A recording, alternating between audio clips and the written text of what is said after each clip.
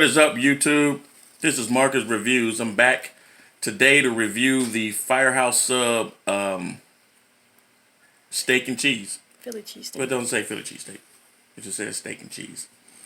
And on this I got, look at this. Why is it so damn little? It's supposed to have jalapenos. You complained it had too much meat. The cheese and the grilled onions. And it smells pretty good. Bread is soft. It's supposed to be toasted, but here we go.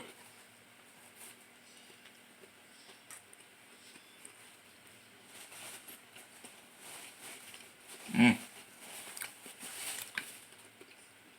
pretty good. Oh, it's got spicy mustard on it too. That's the first one me on the Philly. It don't have the bell peppers on it. It's supposed to, but I don't see it on there.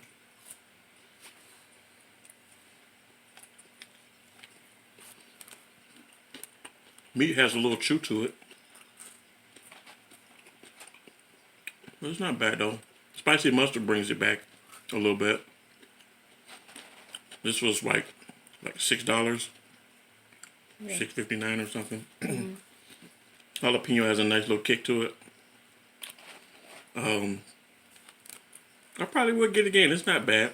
This is the first time I've had this, or the first time I remember. I've never had the Philly anyway from there, or the steak and cheese. I give it about a 7.5 a night. It's different, especially different from if you've ever been to the American deli places or anything. There's a little step up from that. So that's it. I thought it did supposed to have bell peppers. Guess not. Just the onions. I guess. You placed the order. It's alright. Alright, so that's it. Please leave a comment for me. Let me know if you've ever tried anything from them. And until the next video, I'll see you next time.